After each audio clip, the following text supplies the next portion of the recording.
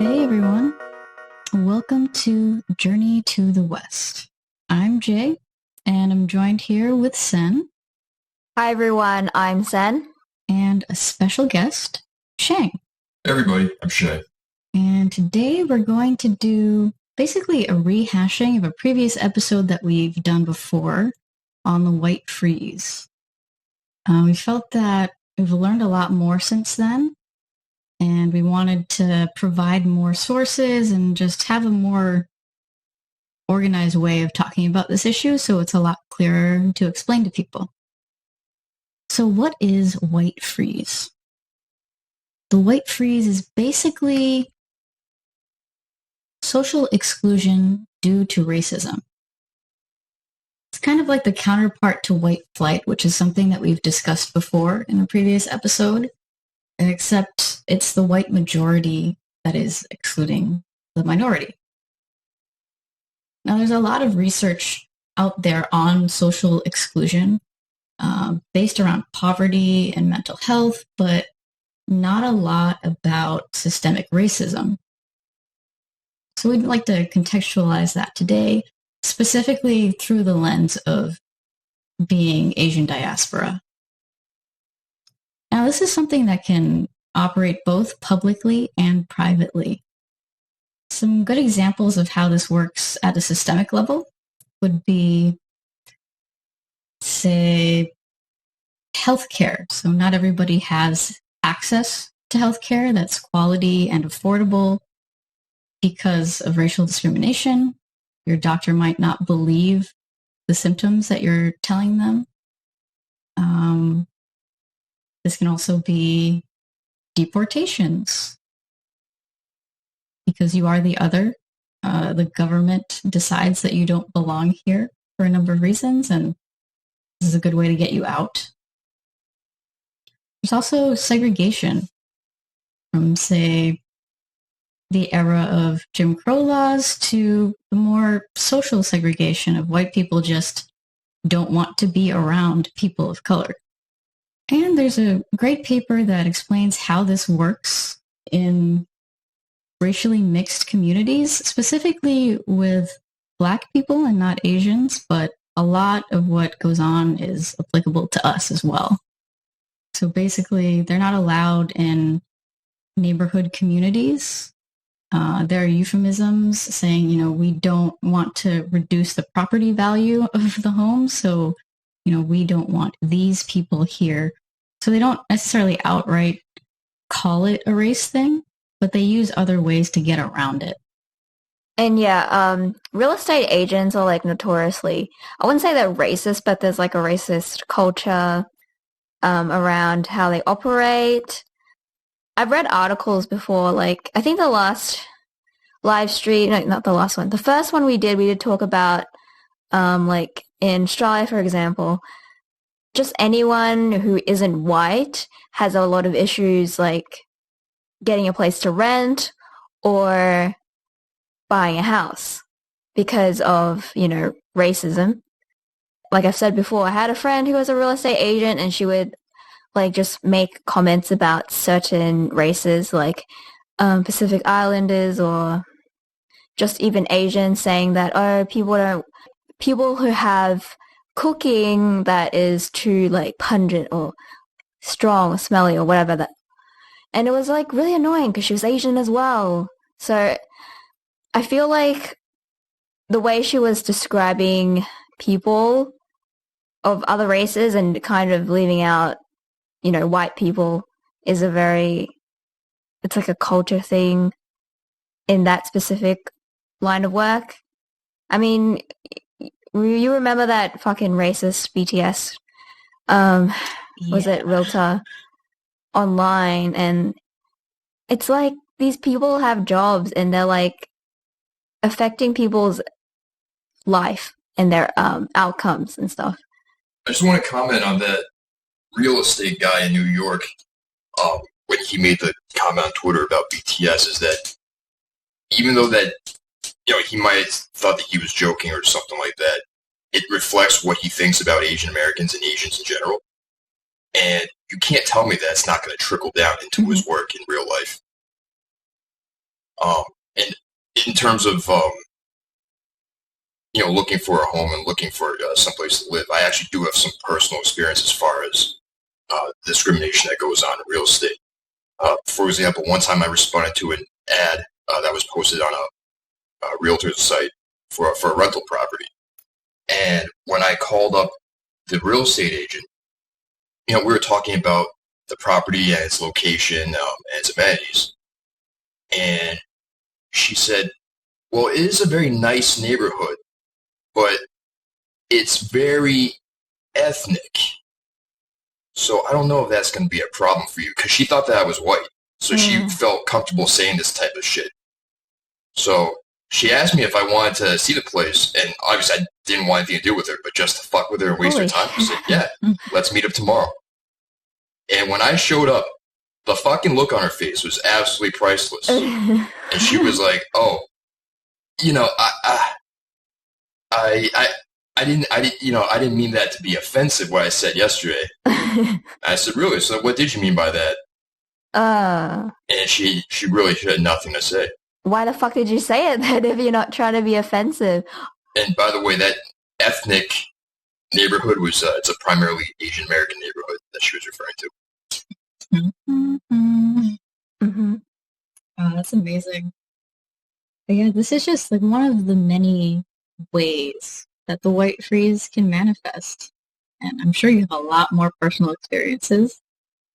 But it can be, not just real estate, but also simple microaggressions. Like, for instance, that one time I remember you were mistaken for waitstaff at a restaurant because you were Asian and it was an Asian restaurant. All right, we had gone out to eat. It was at a family function. And this woman who was a non-Asian POC came up to me and asked me where the bathroom was, and she was kind of asking me like other questions too, as if she thought that I was an employee.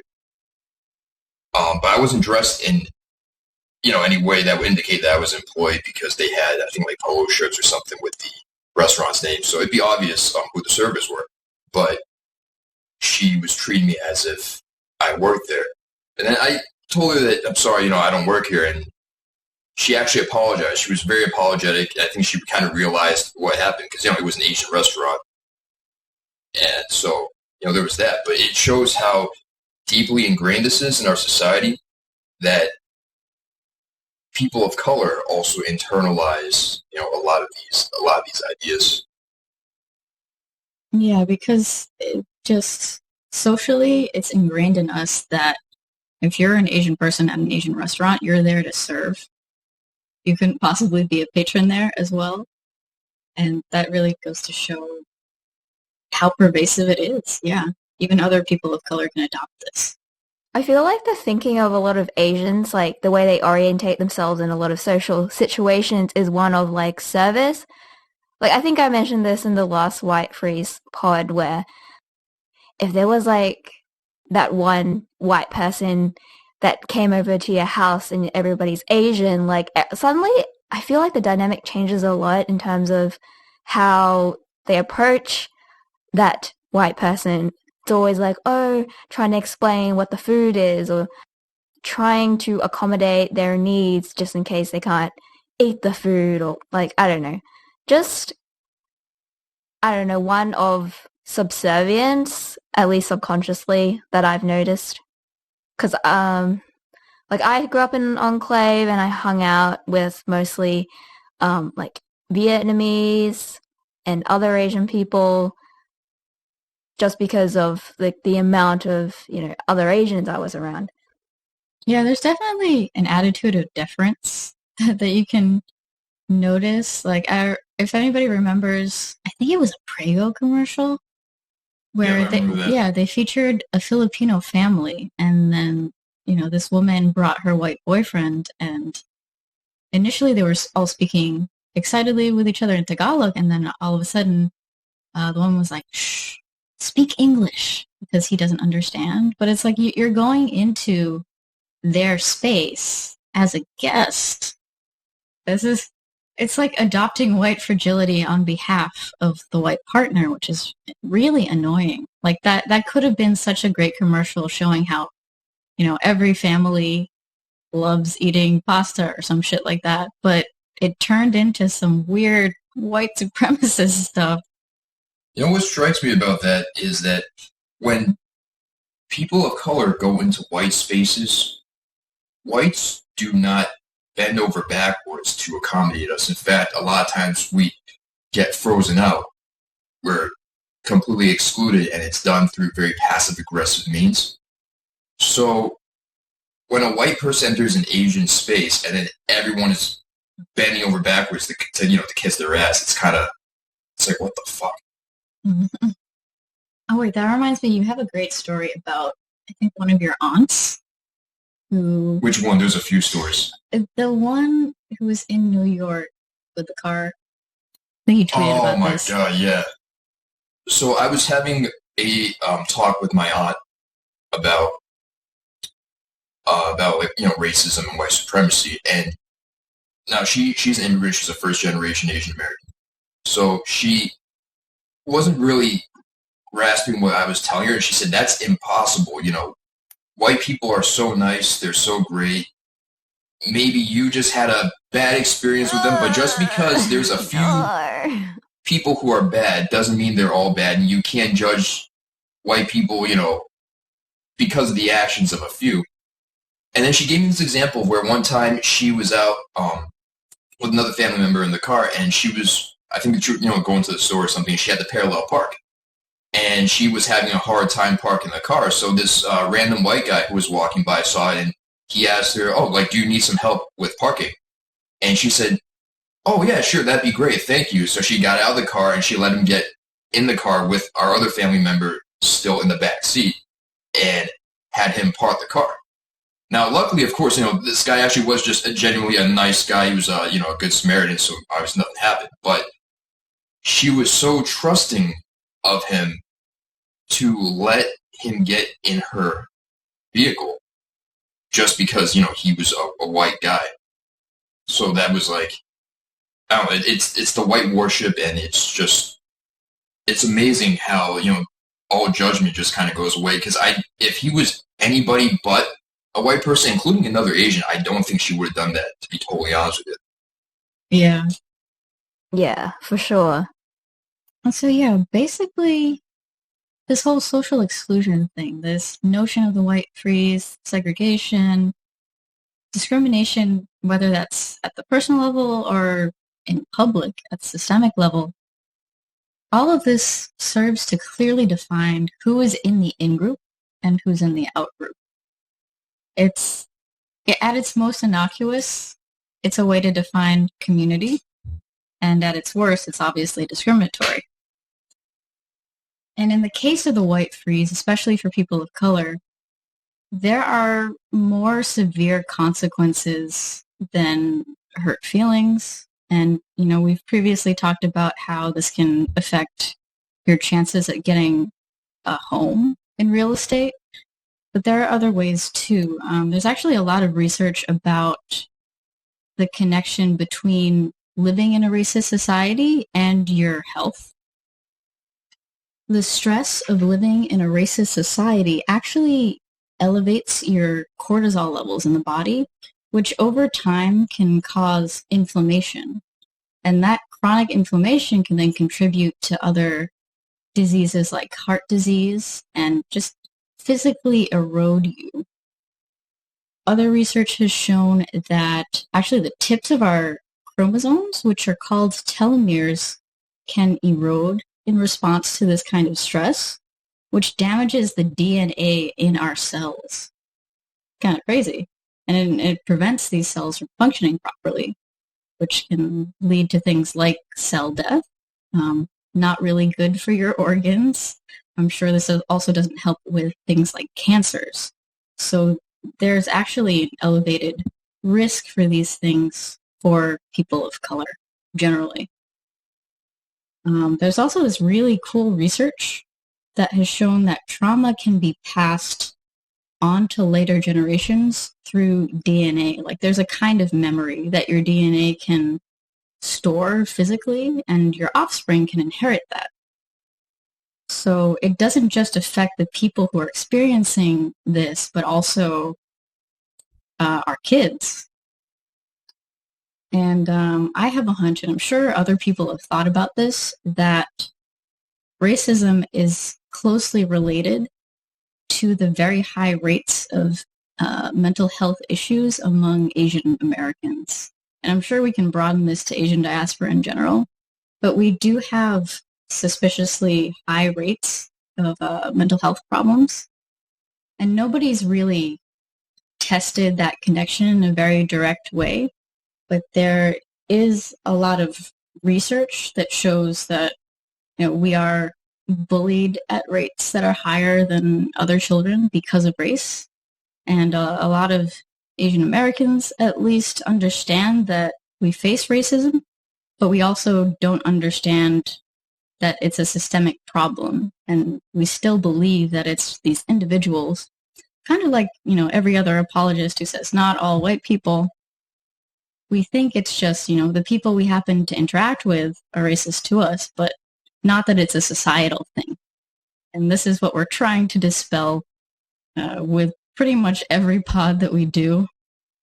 It kind of feels like we're conspiracy theorists, and we're like, here's all of the evidence, please believe us. And these same motherfuckers will come out of the woodwork and be like, well, it's because of the tiger parenting, it's because of the Asian culture. And it's like, why does every fucking POC have issues with their quality of life? Are you just going to say it's a cultural thing? We need to ascend to whiteness? It doesn't make any sense. And if you look at Occam's razor, take the least, arduous or complex route to, understand a problem, then this makes the most fucking sense. But no, we just have to do some crazy mental gymnastics about what is wrong with us, what's wrong with our culture, what's wrong with, not embedding ourselves into a white society properly. That's where we're at the moment. Yeah, we're basically, and as a community, a lot of us have internalized this idea that it's our fault and that racism is not a systemic problem. Mm-hmm. And that's by design, because the people who are in power, specifically white people, and more specifically white men, have a vested interest in making sure that this is the way things are. This is the status quo. And if you recall Racist Love and what Frank Chin and Jeffrey Paul Chan were talking about, it's most successful when the oppressed actually internalize these beliefs and perpetuate them on their own. So there's minimal work to be done if you are the person in power, because we're already doing it for you. But moving forward, there are some things that we can do to change the situation. We want to give everybody some hope out there, because there are things that we can do to move the needle forward. One big one is to get political. Vote. Pressure your reps for legislation that's actually helpful to us to end discrimination at the systemic level. Don't be politically apathetic, and be really critical of politicians who claim that they're for you, but their actions speak otherwise. And this is just one way of using collective power. Another one is social. We need to set social boundaries and enforce them. So if we can define what is and is not racist, whenever somebody crosses that line, we can call them out for it, impose consequences for them not conceding to that and not respecting that boundary. And in the process, also educate people who are on the fence or don't necessarily understand the concept. And there are plenty of examples of this. Twitter, social media is great for that. If we want to reference the whole BTS thing with the real estate guy, the Dolce & Gabbana thing, that was also collective action. There are plenty of ways to do this with like minimal effort, really. Tweeting is probably one of the easiest things that you can do to get the word out about things like this. You can sign petitions. You can even go into your own communities and start initiatives there. So there are plenty of ways to do this. And basically the goal is the next time somebody thinks about doing something racist, they think about that several fucking times before they do it because the consequences are so strong. They don't want to take that risk. And this is probably one of the biggest issues within the Asian American community is the, enforcing the social boundaries. Because a lot of times when you have an Asian American who will actually call out racism, you'll get a huge group of, other Asian Americans will come running in to defend racist whites and gaslight the person who's calling out the racism, say that, oh, it's a personal issue, it's something that's wrong with you, why are you making trouble? And, we've seen this so many times with, like, if you see some like videos on YouTube where there's an Asian person who's being harassed by white racists, I'm thinking of, there was that guy on the subway, I think out in California, and there was that older white guy who was calling him a chink or something like that, or they're like the N-word, like Asian N-word, and when the guy finally, stood up and told him, hey, like, if you don't shut the fuck up, I'm gonna knock you out, or something like that. Suddenly, all these other people, white POC, I think there were a couple Asians as well, suddenly, told him, hey, you need to sit down, you need to calm down. So it's this thing that, Asians have to know our place, so to speak, and if we get uppity, then that's a problem. And this is socially enforced, unfortunately, by other Asian Americans. Yeah, that reminds me of tone policing. Like, even if you're just being assertive about the racism that you're facing and calling people out, there are a lot of other POC out there who advocate for being nicer. Like, one, that serves no purpose because if somebody is being racist to you, they're not going to suddenly stop being racist to you because you said it in a nice way. Like, they're already not here in good faith to begin with, so there's no fucking point wasting your time. And secondly, it feels like it's performative. Like, oh no, what will the white people think? The fuck? Mm-hmm. And, like, a lot of these, like, people on, like, the Facebook groups, especially, when they talk about their high horse, they're like, oh, we need no violence, guys, peace and love. Like, what the fuck is this bullshit? Like, I don't believe it. I don't buy the fucking hippie ideology in life, It just makes me really mad. And I think these people have never confronted a racist before, or, like, any racism in their lives. Because... or at least not successfully. When you first encounter it, it's like, it makes you freeze up, you don't know how to respond. But I feel like the aggressive response makes the most sense, and I feel like it preserves your mental health a lot better, at least. Because, like, with the white guy, they don't give a shit. They're just, like, being racist every other day, and they'll forget about you, But for you keep living in that moment. You keep remembering it, and you can't really get out of that mental space, Like, they can dispel the aggression, but for you, it's like you have to keep quiet about it. Yeah, I think it's important to recognize that the people who are experiencing the racism, whatever your opinion is about what constitutes racism, the person who is harmed is the one who has the trauma. It's not the person causing the harm. Right. So we should be supporting the victims here, which brings us to our third point.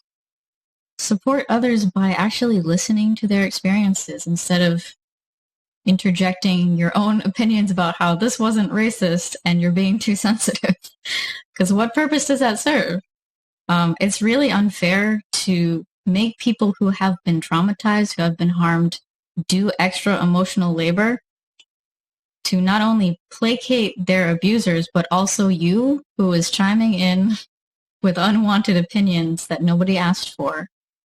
The best that we can do is support each other when we face racism and to help each other out, whether that's holding the perpetrators accountable or even just, listening and understanding.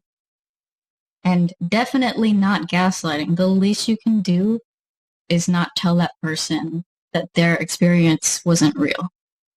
Oh yeah, just shut the fuck up. Like, I don't care about racism, then shut up, God. That gaslighting where you're told, it's your fault, the problem lies with you, that seems to be, from talking with many other Asian Americans, it seems to be such a common theme in our community. I remember even for me, when I was growing up, I grew up in all white area, so I faced a ton of racism in school. And when I would get home and try to tell my parents about what happened, oh no, there's no reason that those kids would be mean to you unless you did something to them first. So they were blaming me for, being the victim of racism, saying, well, they wouldn't do these things unless you did something to them. And for a long time, I internalized that, and I really just came to hate myself because I was always told that it was me, not them. Yeah. Is there anything else that we want to add to this? Well, I think I'll just rehash what I said in the live stream. Asians are stuck in a place. Ideologically speaking, they're just stuck in a place that doesn't really allow them to see outside themselves, because everything is attributed to it's your agency. You have to empower yourself. Nobody likes you. You need to look more attractive. Nobody likes you. You need to, assimilate into the whiteness better, which is what I think the psychology behind subtle Asians is. They want to group up and feel like they belong somewhere, but they do it through self-deprecation to the point of self-flagellation. They're like, oh, sorry for being Asian, guys. It's that kind of thinking. That's shame. I guess briefly mentioning this sociological concept, which is called the sociological imagination by C. Wright Mills. Basic Sociology 101. So essentially, he differentiates what the sociological imagination is by differentiating personal troubles versus public issues. And the thing is, you need to bring the personal troubles, meaning stupid racist Tinder dates that you have and turns out they're racist, or the small just racism that you face in your everyday life, people asking if you eat dog or something, or it can scale up to full blown attack or abuse that you see in public transit. And being able to escalate or take the personal trouble and making it into a public issue, being able to transcend and take that and weaponize that to allow for you and your community to understand the racism and to empower yourselves to move forward and get rid of it. About that's something that we've not been able to adequately do. And the thing is, there's people doing the work, there's people writing about it, there's people talking about it, but we've not been able to as a collective consciousness to ascend in that direction. I don't really like saying that, but it sounds a bit nuts, but you know what I mean. Yeah, we're trying to create this collective consciousness so that we can take collective action and actually change things as a group. Mm-hmm.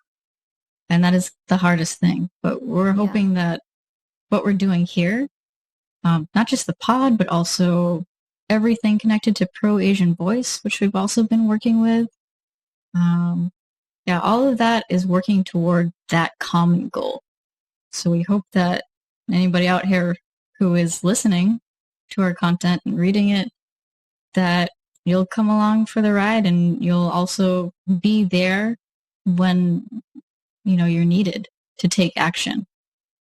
I think because it's like Asia Pacific American Heritage Month, I think there was like a hashtag going around talking about like lunchbox stories, and like, oh god, that's like a good thing for like people who don't talk about like race at all.